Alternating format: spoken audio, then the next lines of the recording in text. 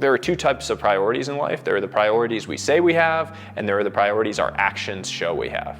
And oftentimes there's a big gap between those two. Your life improves alongside your ability to close that gap. The first time Sahil came on this show, he challenged everyone to rethink their lives. But in this conversation, he goes even deeper into why the gap exists and what actually closes it. Life is all about information and then action. For most of us, there's this big gap, right? You consume the information, you're like, oh, that's neat, that's interesting, and you do nothing with it. You don't actually go and act upon it in your life, so you end up in coast mode, because how are you going to improve if you're not actually going and taking action in the world? You're not going to have any new clarity. And if you're honest with yourself, you might recognize that pattern. We consume, we plan, we think.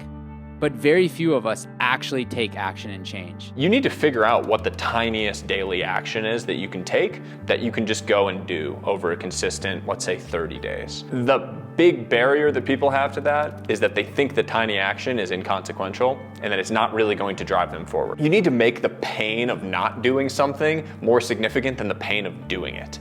And when you give yourself this ultra high bar for what doing it means, the pain of doing it is just too severe, it's too steep. And so as a result, you do nothing. Sahil closed the gap between who he was and who he wanted to be. If you're willing to do the same, this conversation might just change your life too. This is Sahil Bloom.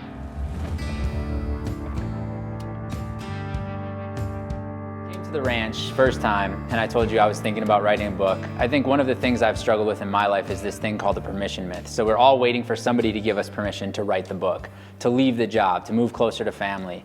And I was looking for permission to write the book. Finally, I'd given myself that permission. I'm like, okay, I'm just gonna write the book, I'm gonna publish it. And I will never forget, you sat there and you said, if you're gonna write the book, why wouldn't you just write it to be the best and be a New York Times bestseller? I was like, fuck, now I actually have to really work at this, because if I'm gonna push this out, it's gonna have to be something I'm super, super proud of. So many people self-publish and maybe it gets a little traction, but it's like a business card, it's a door opener, but it's not to the level you did it. If you could go back in time, what would you do differently through the process of writing the book?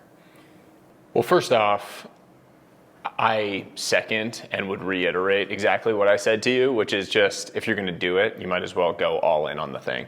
I have had a personal reflection in my own life and with anyone that I interact with or give advice to, that a lot of the times the reason we don't give 100% towards something is because we're worried about what will happen if we do give 100% and it doesn't work out. You hold yourself back, right? It's a self-protection mechanism, because you're worried about giving your all to this thing, trying to make it a New York Times bestseller, and then it doesn't work out. You miss the list for whatever reason. And that fear holds us back so much from going and doing the thing that we really want to do. I was, frankly, for probably leading up to about 3 months before my book came out, I was doing that. I was holding myself back from truly leaning into the whole marketing and push of it, because you want that little excuse in the back of your mind to say oh, I didn't really go all in on the marketing of this, so of course it didn't really work out. You just want to protect yourself in that way. It's like this guard mechanism that we have up. And the truth is that you actually will never accomplish anything in life if you aren't willing to go completely all in, naked, exposed towards the thing, as scary as that sounds. And so I am a big believer that you get a few things where you're going to do that, pick what those are, and truly go all in. Truly let yourself go towards that thing. And sometimes it won't work out, but nothing bad ever came from leaning into things that you really care about to that extent. So again, I'll say it to you. I really want you to go all in on it in that way.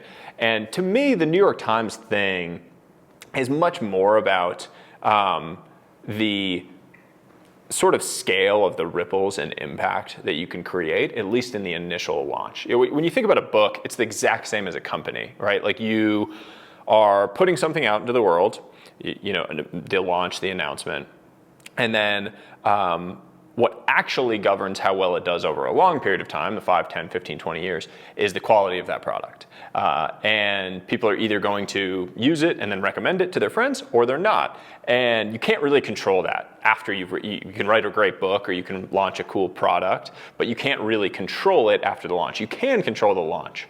And you do, and you give it the best chance of that success if you really go all into that thing at the outset. I would just say, for me personally, I have learned a handful of things about what makes a book sort of have a higher K factor, if you will. K factor is this metric within within businesses, companies. A lot of times people talk about it when it comes to like technology apps, which is the number of people that a new user recommends to join the thing. Apps, you always talk about like if the K factor is over 1, the app is going to really take off because, for every user, they're recommending more people to join, and that allows it to take off. The fastest growing, most viral things have a K factor over 2, right? It's like exponential growth. It's shooting off to the ceiling. Books are no different. It's like every new reader of Atomic Habits probably recommends 2 people to go and buy and read Atomic Habits. As a result, it will just keep selling into perpetuity until you've tapped the entire, addressable market of people that want to learn about habits, which is enormous. I think that there are a handful of things that can improve that K factor in the actual process of writing the book, and that if you lean into those things in the process of writing it, you can expand your chances of having that K factor be higher to actually kind of more readily control the post-launch success of the book. Things like images really help. People share books not as much by like texting a friend anymore. It's much more on social media, and images are the things that end up capturing attention on social media. So like pictures of pages, pictures of photos from books, pictures of graphics. That chart that I have in my book of the time that you have with your children has probably done 50 million impressions over the course of the 6 months since launch. It's probably sold 20,000 books. More things like that I would really lean into, because I think that it really does expand your likelihood of success. What's your K factor? What do you think the book's K factor is, if you had to guess?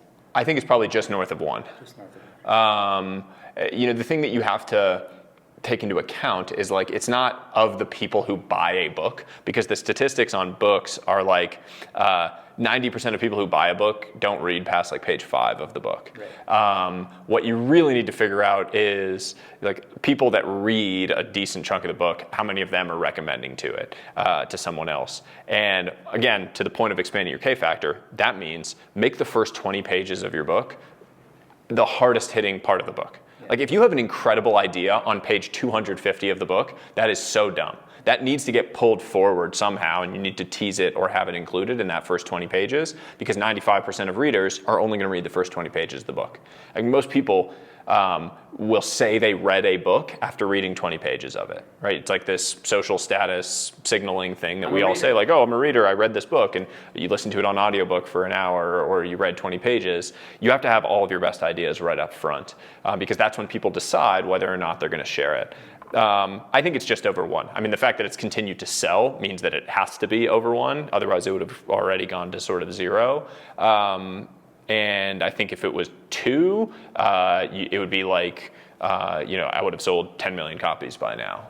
And so it's probably just north of 1 if I had to guess. And I think it'll actually continue to grow and reach people as a result, which is really what my whole goal was from the outset. Yeah, to impact people, to create change. So you said something really interesting where most people will buy a book, read the first 5 pages. I feel like most people live their life like that.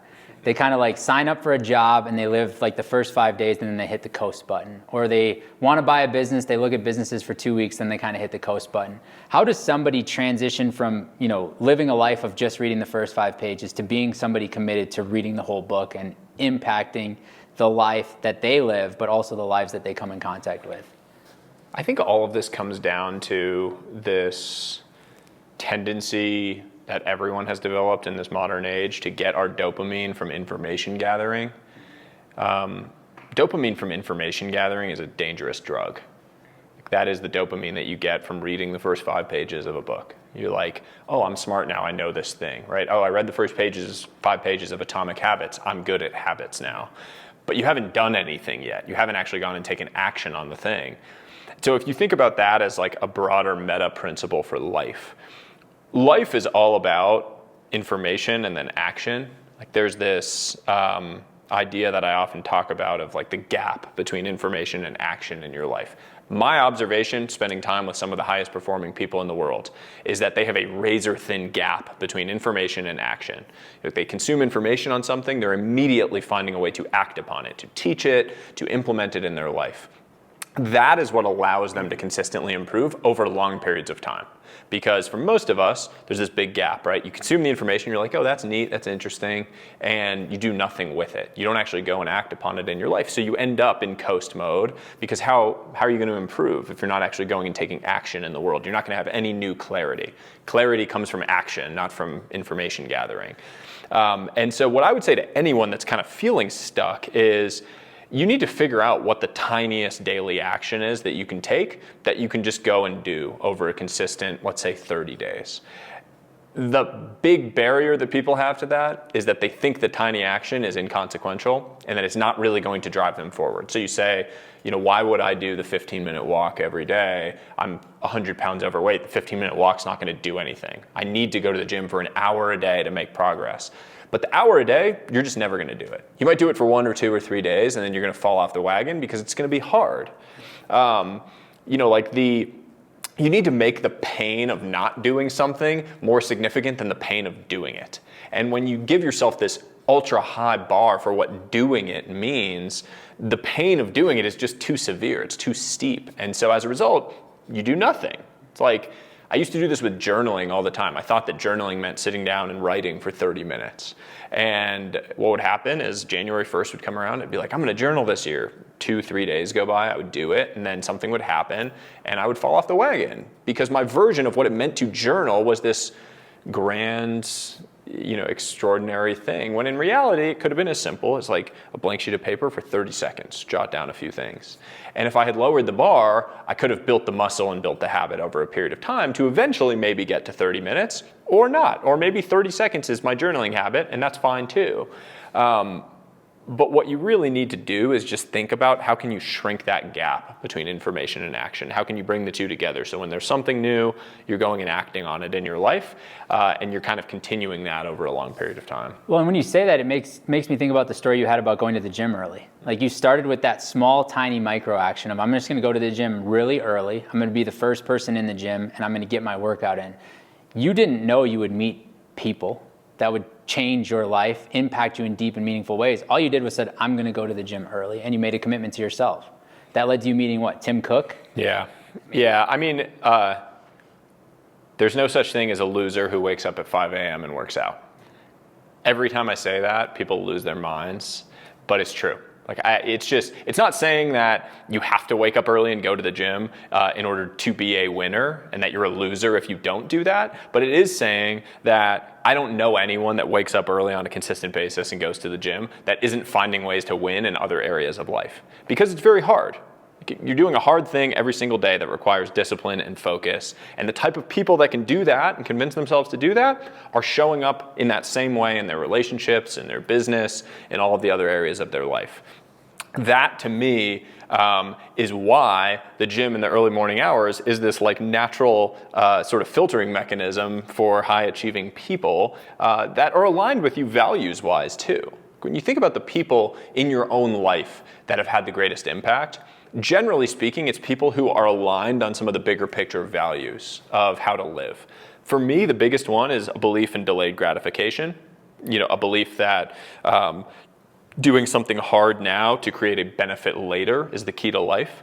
And people who show up at the gym early in the morning believe that. Otherwise, they would not be there because it sucks. No one wants to wake up I don't like waking up at 4 in the morning. I don't like getting into a cold plunge. You're doing something that you don't like. You're overriding that pain mechanism because it's creating a benefit for you later. You're sort of saying, you're pulling the after into the before. You feel great at 6 a.m. when you leave the gym and you've done the thing. You feel like crap when you're getting out of bed at 4 to go and do it. And you're able to override that mechanism to go and live well. It's like a modern day, it's like an adult version of that marshmallow test. Like at Stanford in the 1970s, I think they did this experiment where they put a bunch of kids in a room and they gave them a marshmallow on their plate. And the experimenter left and said, I'm going to come back in a few minutes, and if you don't eat that marshmallow, I'm going to give you 2 marshmallows. But if you eat it, that's all you get.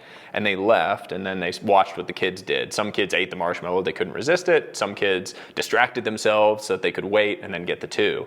And then they followed those kids, and what they found was that the kids who were able to delay the gratification, wait, wait for the bigger prize later, ended up having better outcomes across basically everything in their lives. They had higher scores on things, higher educational outcomes, made more money later in life. It was proof, sort of this fact that delayed gratification is the key to success in all of these areas of life. And I just think that those tiny actions that you do, whether it's the gym early in the morning, whether it's waking up early and reading, waking up early and praying, if you're spiritual, all of those things I find just have ripple effects into the other areas of life. Yeah, the fascinating thing too is now that you're a parent, you get to watch how hard it is to teach your kids that delayed gratification. I mean, it is like the ultimate test. And what I have learned is the world we live in today is trying to remove delayed gratification from us. I mean, Amazon, you can get your stuff tomorrow. So how do you teach this to Roman? Like, how do you impact Roman so that he understands it? You put a marshmallow on his plate and see what he does? It's very hard. I mean, I would say zoomed out view, 10,000 foot view, technology as a thing is about friction reduction. Every new technology that has been developed over the last 200 years has been about reducing some level of friction in our lives. Like if you think about back to the Industrial Revolution, like machines all of a sudden, they reduce the friction of needing to actually do the work. Fast forward to today, all of the technology that exists reduces the friction in your life. Oh, you didn't like going to the grocery store and having to spend time going and buying groceries? Okay, Instacart exists. Oh, you didn't want to go to the restaurant to pick up your food or go out and eat? You can get Uber Eats. You don't want to cook? You can get a personal chef. Like all of these things that have been developed have been about reducing friction. Home workouts. You don't have to go to the gym anymore. You can do it here. Here, I have the technology for you. And somewhere along that trend line, what you find is that the friction actually created meaning. And if you reduce too much friction from your life, you can optimize the life out of your life. You've sucked so much friction out that you live like that movie WALL-E, right? Like we're all massively obese and we're scooting around in scooters, and Neuralink projects just only happy thoughts into your brains, and you only have foods that are perfect, and AI is telling you how to communicate with everyone so that you're perfectly in line with them at all times. That's not a world that I want to live in, personally. I'm a big believer that the reason you experience true joy in things is because you have experienced true sadness or pain, right? Like struggle creates the benefit on the other side. And if you obsessively reduce friction, you're going to live in a world where you no longer have the sort of the spring or the summer. Like ask anyone that lives in a exclusively warm weather, beautiful place. They no longer appreciate the 70-degree sunny day quite as much as someone who lives in Boston or who lives in a cold climate. I lived in Palo Alto, California. It's 70 degrees and sunny every day. I can tell you for a fact, I did not enjoy the 70-degree and sunny spring day the same way I enjoy it now living in Boston or New York. It's just, you don't, because you don't have the other version of it. There's no season to your life in that way. So I think that teaching this is just about finding ways to reinsert friction strategically to our lives, to choose friction in a certain way where you otherwise would have a choice to just walk down the easy path. That can be as simple as choosing to take the stairs when you could take the elevator or the escalator, right? Like I actually have a rule, it's a silly thing, but someone on my team pointed it out to me, that when I'm in airports, I never take the moving walkway. I always walk.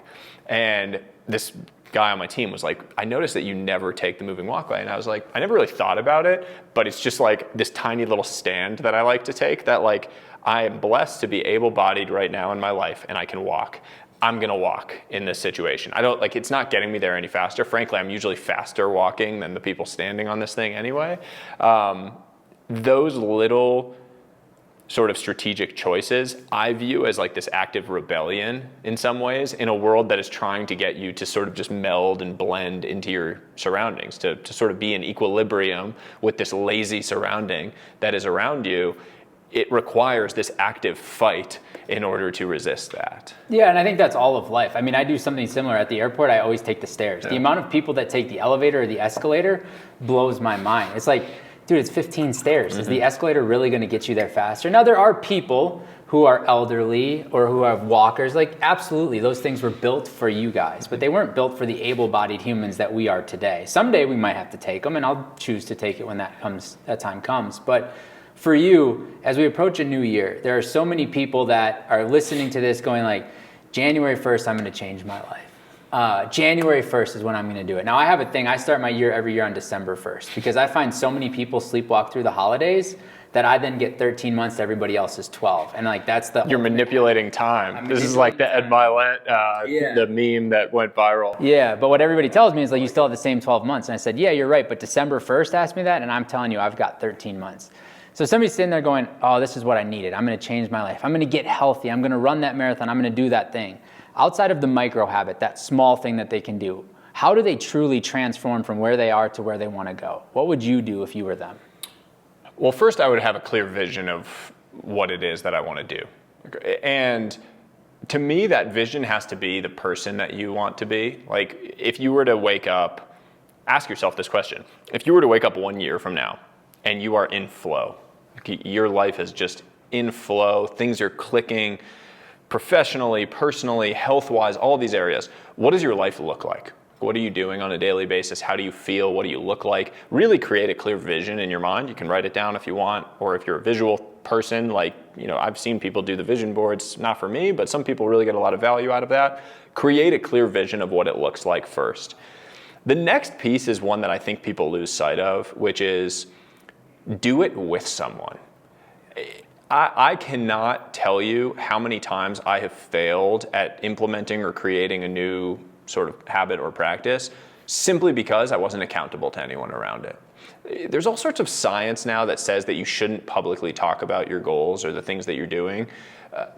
Generally, the science is what it shows is that people get a dopamine hit from saying they're going to do a thing, and that disincentivizes you from doing it. So you go and tweet, I'm going to lose 50 pounds this year. And a bunch of people are like, that's awesome, Matt. That's great. Go and do that thing. Now, all of a sudden, you got a dopamine hit from saying you were going to do it, when what you really want is a dopamine hit from doing it. Yeah. I am a big believer that saying it to a person, like an individual in private, that you're going to go on this journey with in some way, is a huge accelerant to achievement. So maybe publicly gets you that dopamine hit, but having the accountability partner, someone that you are going to feel a little bit ashamed if you skip out on a thing, is hugely motivating.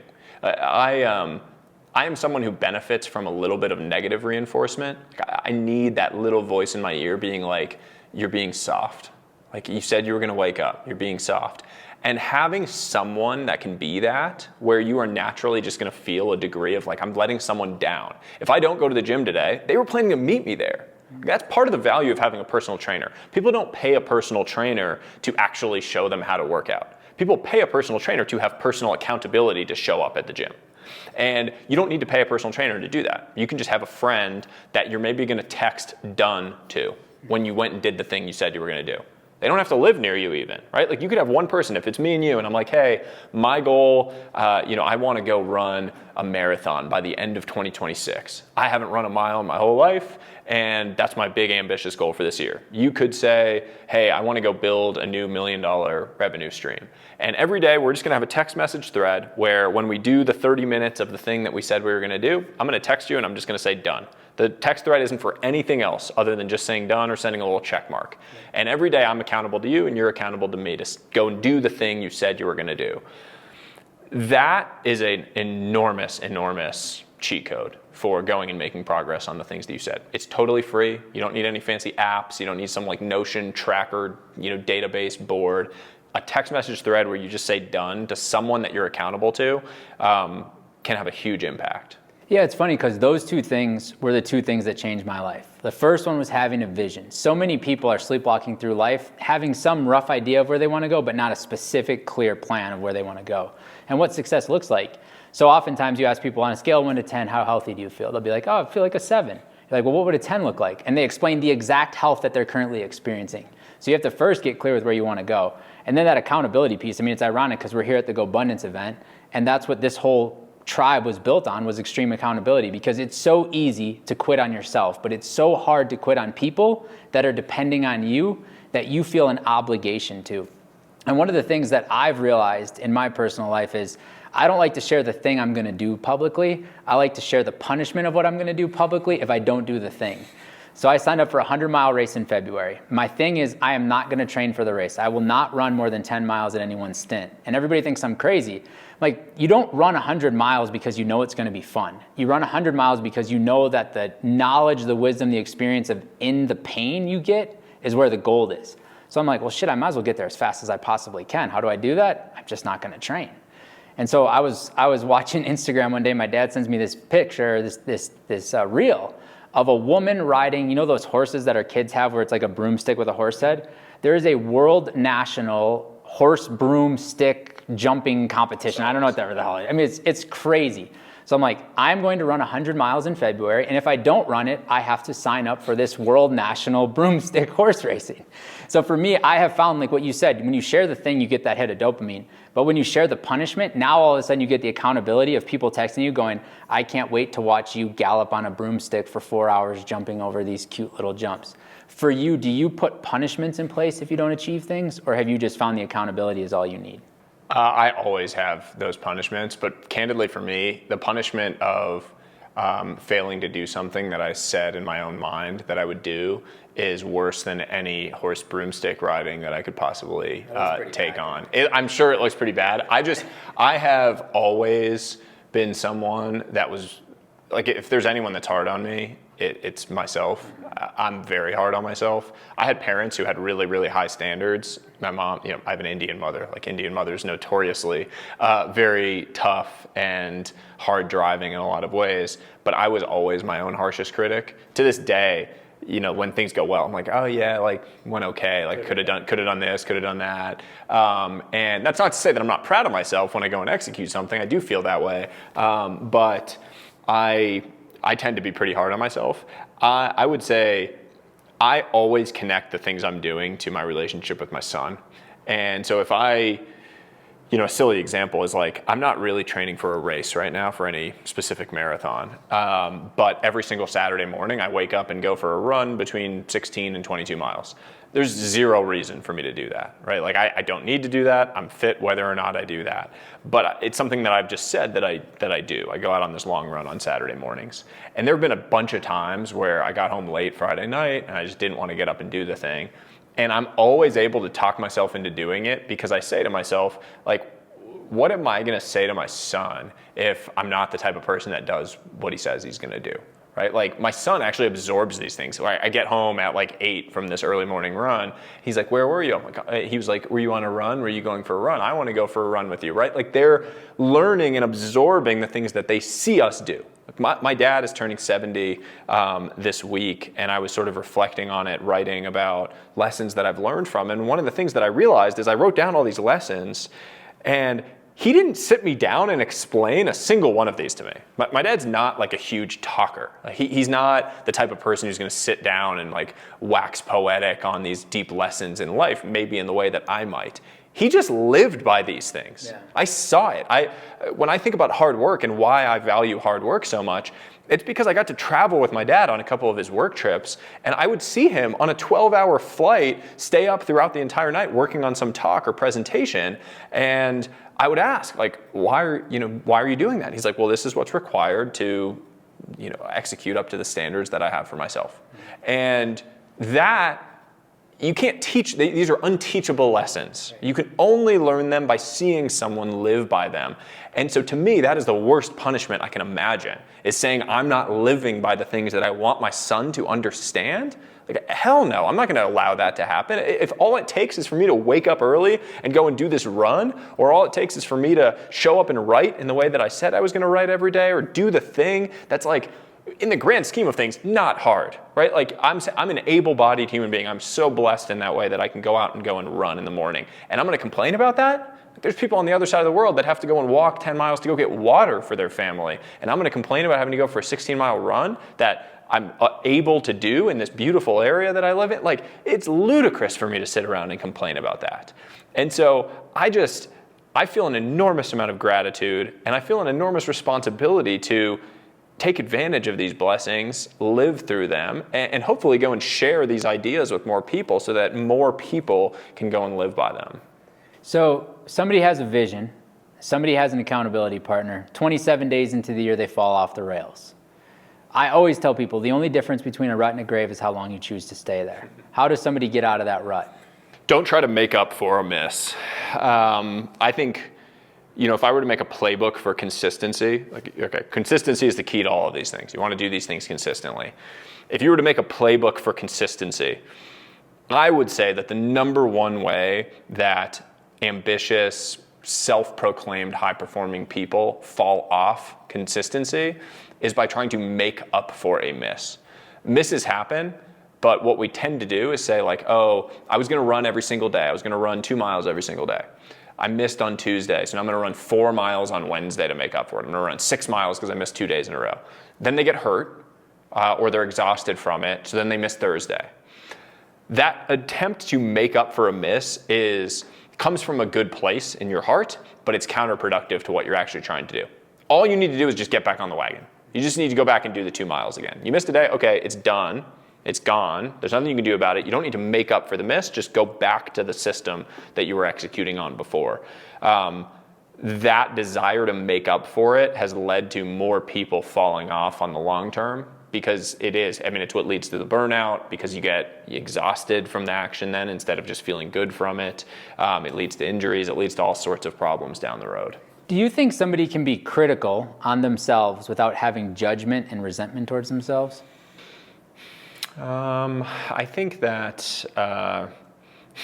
this is a difficult one for me to answer. I think that being a extraordinary high performer requires certain traits that I think you could view as negative, that kind of come in the kit. Like I often think about delusion as being one of these, that you kind of need a little bit of delusional self-belief in order to execute at the top 0.01% level. And you go look at like the careers of some of the highest performers in history. There's this tendency to not know when to quit. You go look at Muhammad Ali, right? One of the greatest boxers of all time, getting beat to a pulp at the end of his career because he didn't know when to hang it up. Even like recent examples, like why does Tom Brady continue to play after winning a Super Bowl with the Buccaneers? Michael Jordan with the Wizards, probably actually an even better example. Like what are you doing? Why are you doing this thing? And what you realize when you go and sort of analyze it is, well, the unwillingness to quit was what made them successful. Like the delusion was actually necessary for them getting to the extraordinary GOAT status level that they got to. So you can't just all of a sudden shut that off and know exactly when to fold them, if you will. Know when to hold them, know when to fold them. It just doesn't work that way. It sort of comes in the kit and it's a double-edged sword. You're gonna get it on both sides.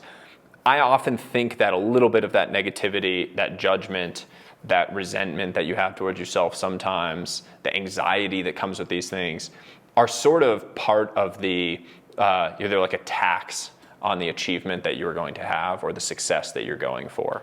And you can't have one without the other. It's just part of it. Like I think that stress and anxiety are a tax on extreme ambition.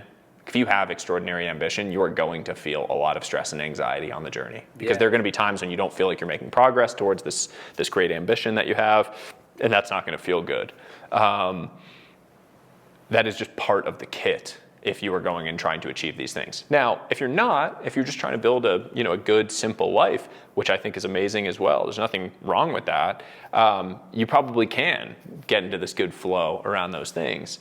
But for me, like paranoia is just part of who I am as a person. I am always, no matter what level I get to, I'm always going to be paranoid. Like I feel to this day, like, oh, what if no one ever wants to book me to speak again? All of a sudden, people just don't want to book me to speak, or I'm not able to write. And like, it's objectively, it makes no sense. And you could sit here and give me a very rational case for why that makes no sense, and that won't happen. But it's just part of who I am, and it drives me to continue to show up in the best light, continue to push. And so I think it actually is a negative to think about trying to solve those issues in yourself. It's actually the reason why there's this meme in Silicon Valley that a lot of great founders will go do, ayahuasca or go on a psychedelic experience and never be the same as founders, because all of a sudden the insecurity or the struggle or the challenge that was inside that allowed them to go and push so hard to go and create something is gone. They've sort of internally healed, and by internally healing, they have hurt the thing that was actually making them as successful as they were. Now, are they better off or worse off? That's a totally different question, and it's up to them to decide that. But it is just true that a lot of the highest performers throughout history were deeply damaged in some other way that sort of allowed them to thrive in this one arena. GoBundance is a community of over 800 high performers, entrepreneurs, and investors with a combined net worth of over $5.7 billion. But look, it's not just about the money. We're about building lives of abundance. If you're ready for a tribe that challenges you to achieve a higher standard for yourself, visit gobundance.com/tribe. That's GOBUNDANCE.com/TRIBE to apply today. So have you done any of the psychedelic stuff? Have you gotten into any of that stuff? I have not. I've tried mushrooms before. I shouldn't say I've never tried it, but I'm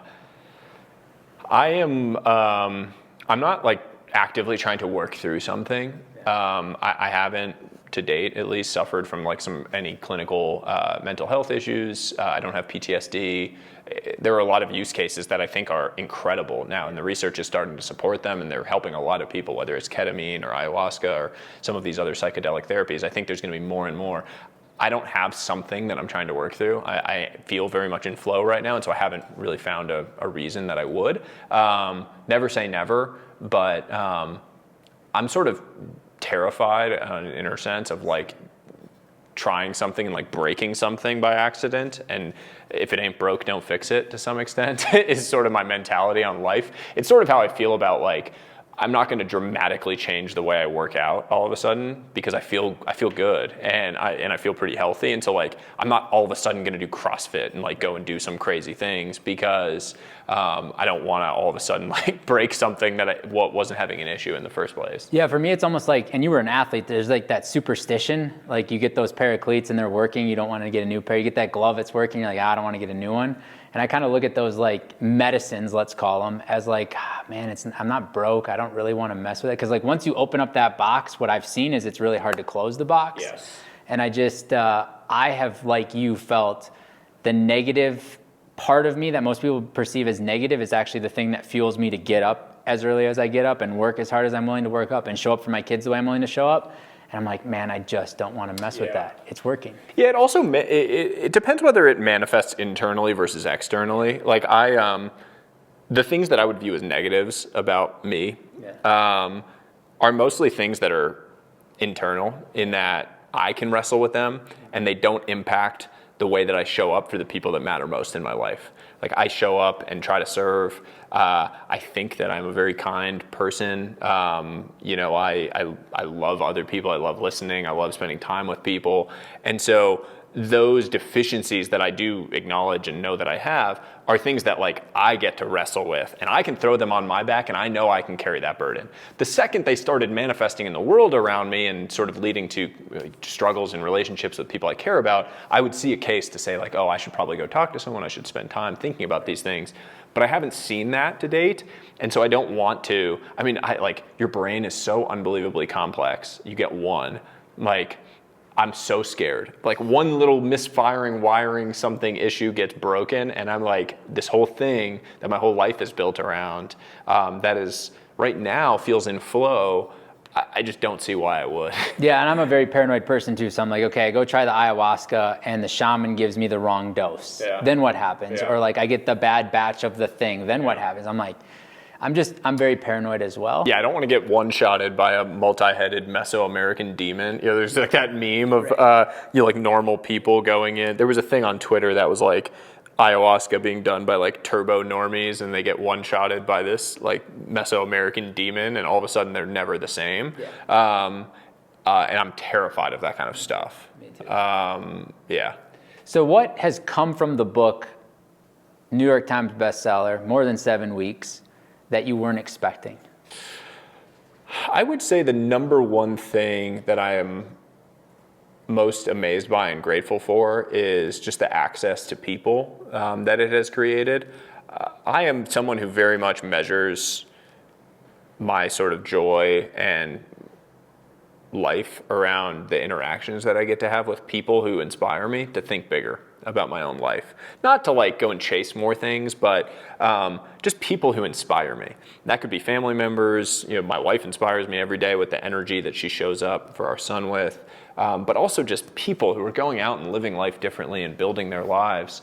And it has afforded me such an extraordinary opportunity to meet and spend time with people across all walks of life who have interacted and engaged with the book. It's very different from any other thing I'd done leading up to it, because so much of what I had done before the book was ephemeral. Like, all things on the internet are ephemeral. Whether or not people believe that is a different story, but like tweets, newsletters, social media posts, they're sort of there, and then like 48 hours later, they're gone. You don't gift a newsletter to your kid for their graduation, right? You don't gift a newsletter to someone for Christmas. You gift a book. It's permanent. It's there. It sits on someone's shelf. They see it. It sparks a thought in their mind. That doesn't happen with things on the internet. And so what I have found is that the ripple effect of that is 1000x what anything I had done before looked like. And in line with that, the topic of the book, it's not a you either agree or you don't agree, which some books just sort of have like, okay, here's the idea. It is like a lens or a framework for you to think about the world. And depending on where you're coming from, you'll use that lens and you'll see a completely different thing. And so what I have found as a result is that no matter who you are, you sort of can interact with it. You know, like an 18-year-old can read it and find a lot of value in it. An 80-year-old who is at the end of their life can read it and interact with it. And because of that diversity, I have been afforded this extraordinary diversity of conversations to kind of hear how people have wrestled with it in their own lives. Like I got to co-host a retreat with Richard Branson at his island back in July, and he was saying how my book had gotten him really thinking about his own life. And to me, I'm like, this is someone I grew up watching on television, admiring in so many different ways. He has lived by a lot of the principles. He's married to the same woman. His kids are incredible. We got to spend time with them. He's so healthy at 70, ferociously competitive, beat the hell out of me in this long distance bike ride while we were there. Yeah, dude, I saw that. He was riding, you were walking. Yeah, I mean, he's on another level physically. Like, you know, for his being in his 70s, it's pretty incredible. I think that that's just amazing that you can, you know, I started all of this 4 years ago. Like you can sit down and, you know, you can reinvent your life as many times as you need. You know, new habits, new mindsets, new relationships. There's nothing that says that where you are is where you have to be, and that who you are is who you have to be. And to me, that is just extraordinary. Yeah, and to have a guy like Richard Branson, who's dyslexic, extremely dyslexic, say that your book has him wrestling with things that, like you said, he's lived his life by. I mean, what an incredible compliment that is. Pretty cool. Pretty humbling. Pretty humbling. Yeah. And you know, look, I think it's really easy to attach to sort of extreme examples like someone like him. But I've been more touched by the hundreds of messages, probably thousands at this point, from people who are just choosing to live slightly differently because of something that I happen to write. Yeah. And it doesn't have to be that it was something that they had never thought about or heard before, but just something that sparked action in their life. It was the catalyst that sparked the action. What an extraordinary thing to be able to actually catalyze some action or change in someone's life that they are finding value in. Yeah, and I think the coolest thing, having gotten to know you over the last 6, 7, 8 months, the coolest thing about it is you didn't just write a book and put it on a shelf and say, hey, this is a lens you should choose to look through. Like, you could choose to look through. You live your life the way you wrote the book. You show up the way you wrote the book. You respond to people the way you wrote the book. How do you maintain that as you and your brand and your likeness continues to scale? I don't feel any different as a person. I mean, is the biggest thing. I'm a huge believer that you need people in your life that are willing to keep you grounded no matter what. My wife is that for me to an extreme degree. If I ever started to get too high on my own stuff, she would definitely be there to knock me down. She has done that in the past whenever I thought I was getting too cool for school in whatever context. Back in my college baseball days, for sure I needed it. Probably less so now, because I just don't think that highly of myself, to be honest. Probably because of a little bit of that paranoia or that negativity that I have. I just feel really grateful. I mean, if there's one feeling that I have around all of this, it is gratitude. I think it's amazing that 4 years ago I was miserable. I mean, I was living a completely different life. I was 40 pounds overweight. There were so many things about my life that were struggling, and I started taking action, started working on things that I really cared about, found a path that was actually mine, that I think I could be one of the best in the world at. And 4 years later, I get to sit here and have this opportunity to impact people and be around people that inspire me and do things for work that we're sitting here in Lake Louise, it's the most beautiful place in the world. I get to come here and call it work, spend time with people like you, with the folks that are here. I feel like I'm on cloud 9, and I don't think I will ever take that for granted, because I know how different it could have been if not for a few things that I was able to go and do. So let's say you go back 4 years, you talk to that 40-pound overweight self who's miserable. What advice would you give yourself? I would probably just really want that younger version of myself to have a clear vision for what that life looks like that he wants. I think I knew all of this stuff, and I would have said the right things. If you had come to me and you had said, what are your priorities? I would have laid out a perfect list of priorities. I would have been my family, my relationships with my wife, my health, all these things. But you would have watched me for a week, and I wasn't living by any one of those. There are two types of priorities in life. There are the priorities we say we have, and there are the priorities our actions show we have. And oftentimes there's a big gap between those two. Your life improves alongside your ability to close that gap. But you can't close that gap until you look yourself in the mirror, hold yourself to the fire, and acknowledge that it exists in the first place. I needed to do that. I needed to ask myself those hard questions. And I think that creating the vision, starting to wrestle with that, I would have been able to start catalyzing action more quickly. It all worked out. So it's always hard to... it's really hard to look back at the past and say, I regret anything, because if you like where you're sitting today, why would you regret the path that brought you to here? I wouldn't change anything about the way that my life went, because I don't think I would have had the experiences that led to a lot of these insights if I did. But I wish that I hadn't allowed it to impact people around me. I wish I could have just shouldered that burden all along the way. How did it impact them? Just the way that I showed up in relationships. I was just not present. I was really withdrawn. I wasn't seeing my family. I wasn't present for my wife during a period of our life that was tough with some of the struggles with infertility, and that was unnecessary. If I had just sort of healed a little bit more internally. That's beautiful, man. So somebody's listening to this, they're hearing about you for the first time. Newsletter, book, where do they find all these things? Yeah, you can find the book. It's called The 5 Types of Wealth. You can find it on Amazon or anywhere books are sold. Newsletter, you can find at my website, sahilbloom.com, and on all the social media platforms, I guess. The benefit of having a weird name is that you can find me just under my name anywhere. Yeah, or you can see the book in the airport, man. I saw it in the airport flying out here to Lake Louise. It's pretty cool. Yeah, it is pretty cool. You ever pick any up and sign them real quick? No, I pick them up and put them into a more prominent spot. I'm shameless about it. I pretend like I'm looking at it, and then I put it right there. So if there are any bookstore merchandisers out there that have noticed that these books are mysteriously appearing in good spots, because I'm traveling so much, so you just see me moving books. That's awesome, man. Well, I've really enjoyed getting to know you. I appreciate you being here with the GoBundance community. I appreciate your time. And I'm sure we'll be having this conversation again sometime soon. Yeah, the gratitude is mutual. Thanks for having me.